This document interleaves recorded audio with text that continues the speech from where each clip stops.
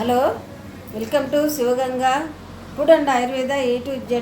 నేను ఇవాళ మీకు వెజిటేబుల్ రైస్, వెజిటేబుల్ బిర్యానీ అన్నా వెజిటేబుల్ రైస్ అన్నా కానీ సేమ్ అదే. అట్లనే దానికి ఆలుగడ్డ కూర ఎట్లా తయారు చేసుకోవాలనో ఆ రైస్ అన్నది మీకు ఇవాళ చూపిస్తాను. దానికి కావాల్సిన పదార్థాలన్నీ కూడా మీకు చూపిస్తానండి. చూడండి వెజిటేబుల్ రైస్కి కావాల్సినవి ఏమేమి వస్తువులు కావాలని అన్నది మీకు చూపిస్తున్నానండి. పచ్చిమిర్చి ఇట్లా పొడుగ్గా కోసుకోవాలండి. ఉల్లిగడ్డ కూడా ఇలా పొడుగ్గా కోసుకోవాలి. ఇంత మటుకి ఈ వెజిటేబుల్ రైస్కి ఈ తక్కినేమో వెజిటేబుల్ రైస్కి ఆలుగడ్డ కూర చేస్తాను. అది ఎట్లా తయారు చేస్తాను అన్నది నేను చూపిస్తాను. తర్వాత దాంట్లోకి కావాల్సిన వస్తువులు ఆలుగడ్డ, చిక్కుడుగా అండి, బీన్స్, తర్వాత క్యారెట్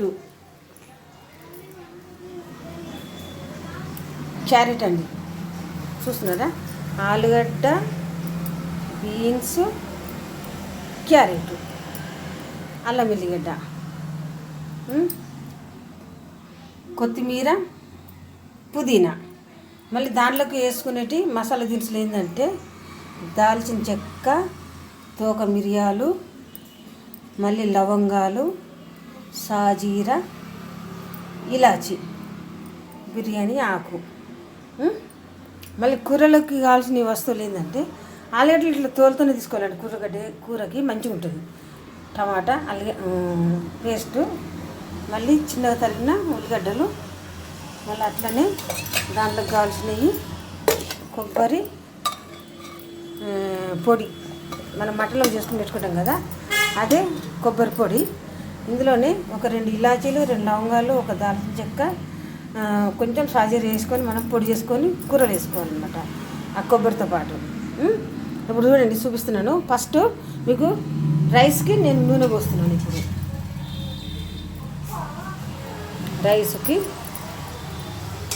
నూనె పోస్తున్నాను.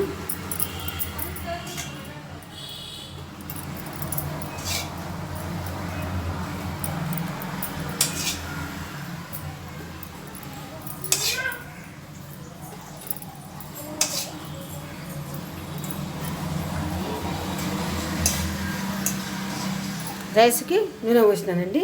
అట్లనే సైడ్కి కూరకి కూడా కావాల్సినంత నూనె ప్యాన్ పెట్టిన, దీనికి కూడా కావాల్సినంత ఆయిల్ పోసుకుందాం.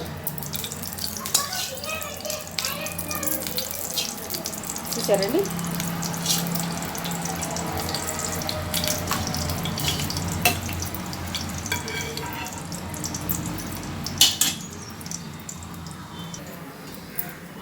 ఇప్పుడు బిర్యానీకి నూనె కాగింది.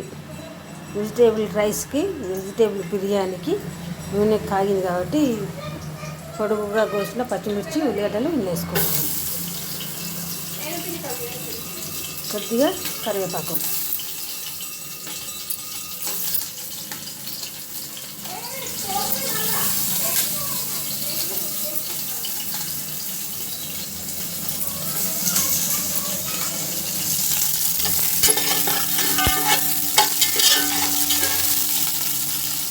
అలానే దీంట్లో కొద్దిగా సాజీర,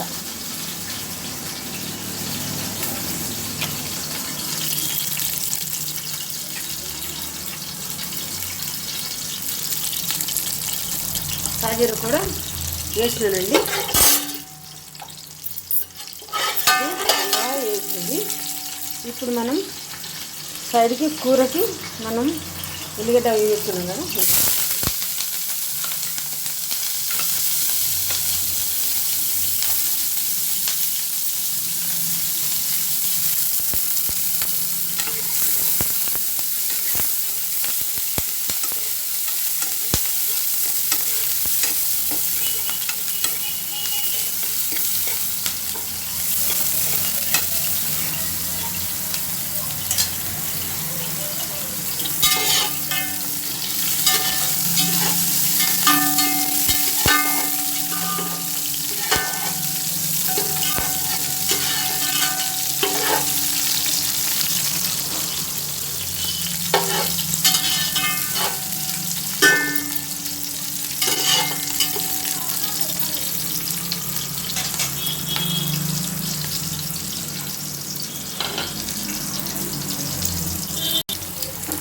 దీంట్లోనే మనం ఇప్పుడు నూరు పెట్టుకున్న అల్లం వెల్లిగడ్డ వేసుకోవాలి.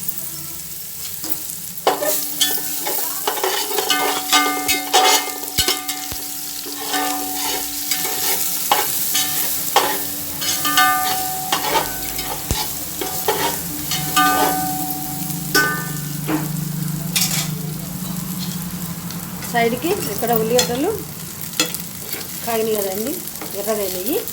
దీంట్లో కూడా మనం తగినంత అల్లం వెల్లిగడ్డ వేసుకోవాలి.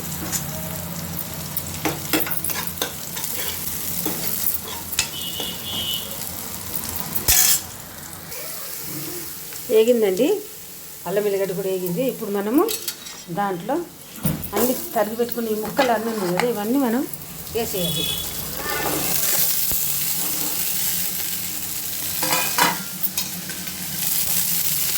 వేసేసుకొని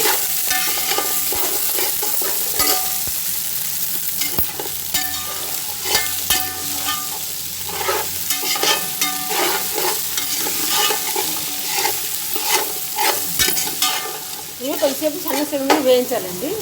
అలాగే ఇక్కడ కూడా మనకి ఇది రెడీ అయింది. మనం దీంట్లో కొంచెం పసుపు యాడ్ చేసుకోవాలి. యాడ్ చేసుకొని కొంచెం కలిపిన తర్వాత కోసి రెడీగా పెట్టుకున్న ఆలుగడ్డ ముక్కల్ని ఇందులో వేసాలి.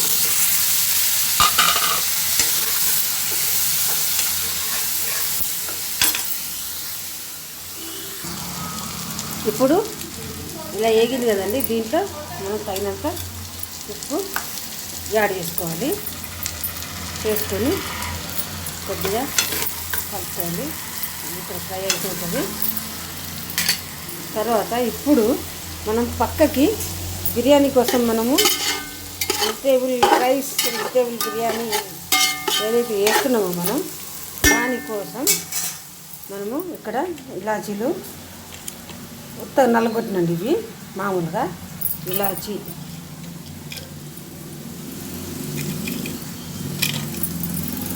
దాల్చిన చెక్క, ఇవి కూరలోకి తీస్తున్నాయి. ఇవి 3 ఇలాచీలు, 2 దాల్చిన చెక్కలు, ఇవి దాల్చిన చెక్క, ఇవి లవంగాలు, తకిలి, తోక మిరియాలు, ఇవన్నీ కూడా మనం ఇందులో వేసేయాలి. ఇప్పుడు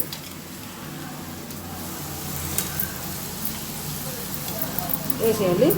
కొంచెం సాజీరా ఈ మసాలాలోకి వేసుకుందాం, కొంచెం లైట్గా వేసేసుకున్నాం కదా. ఇప్పుడు దీన్ని ఇలా కలుపుకోవాలి. ఉప్పు వేసిన తర్వాత కాసేపు ఏగనిచ్చినాం కదండి. ఇప్పుడు మనం దీంట్లోకి కారం యాడ్ చేసుకోవాలి. కారం యాడ్ చేసుకొని కొద్దిగా కలిపేసుకోవాలి. కలుపుకున్నాం కదా, మనం కోసి పెట్టుకున్న టమాటాలు వేసేది దీంట్లోకి.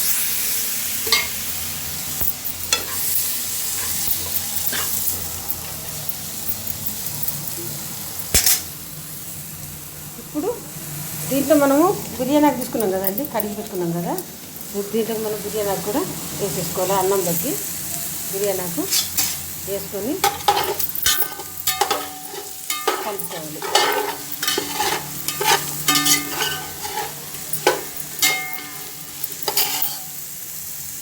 కలుపుకొని దీనిలోకి తగినంత ఉప్పు, ఇంత ఉప్పు పడుతుందండి, ఉప్పు పడుతుంది. ఇంకొద్దిగా కూడా పడుతుంది ఉప్పు వేసుకొని కొంచెం మగ్గనివ్వాలి. ఈ లోపల ఇక్కడ కూరకి మనం రెడీ చేస్తున్నాం. ఈ వెజిటేబుల్ బిర్యానీ రైస్కి ఈ దాంతో 6 పావులు బియ్యం తీసుకున్నానండి, బాస్మతి రైస్. 6 పావులకి 12 పావుల వాటర్ తీసుకోవాలి. మనం తీసుకొని ఆ వాటర్ని ఏం చేయాలంటే శుభ్రంగా మనం బియ్యం కడిగేసుకోవాలి. శుభ్రంగా బియ్యం కడిగేసుకొని దాంట్లో మంచినీళ్ళు, దీంతో 12 పావుల నీళ్ళు దాంట్లో పోసుకొని మనం కొంచెం ఒక అరగంట నానబెట్టుకోవాలి. ఇప్పుడు ఇదంతా అయిపోతుంది కదా, మంచిగా మగ్గి చేసి ఇదంతా అయిపోయినప్పుడు ఏం చేయాలంటే మనము ఈ బియ్యం నానబెట్టినాం కదా ఇవే నీళ్ళు మనం అందులో పోయాలి. ఎందుకంటే ఇది దీంట్లో విటమిన్స్ బాగుంటాయి, ఏది కూడా మనకి లాస్ కాకుండా ఉంటుంది అన్నమాట. అట్లా దాంట్లో కావాల్సిన విటమిన్స్, బి విటమిన్ కూడా ఉంటుంది. తీసుకోండి కాబట్టి ఇదేనండి. ఇందులో బియ్యం నానబెట్టినాం కదా, ఈ నానబెట్టిన నీళ్ళే మనం ఇందులో పోసేసుకోవాలి. ఇలా పోసేసుకోవాలి, బియ్యం అడుక్కుంటాయి మనకి. చూసారా, 6 పావులకి 12 పావుల నీళ్ళు ఇందులోనే పోసి నానబెట్టిన అరగంట. ఇవ్వండి మొత్తం నీళ్ళు ఇవి, ఆ బియ్యంలో నీళ్ళు ఇవి కూడా.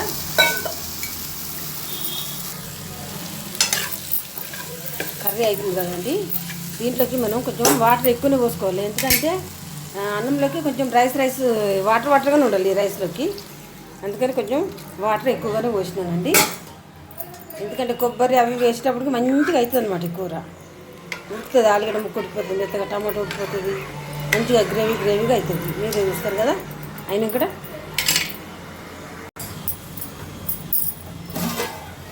ఎసురు కాగిందండి. ఇప్పుడు మనం ఎసురులో బియ్యం వేసేద్దాం.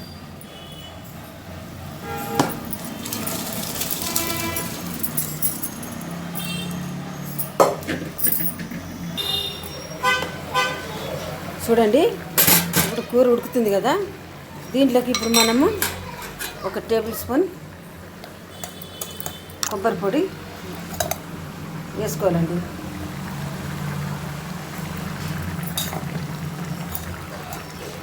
ఇంత కొబ్బరి పొడి పడుతుంది.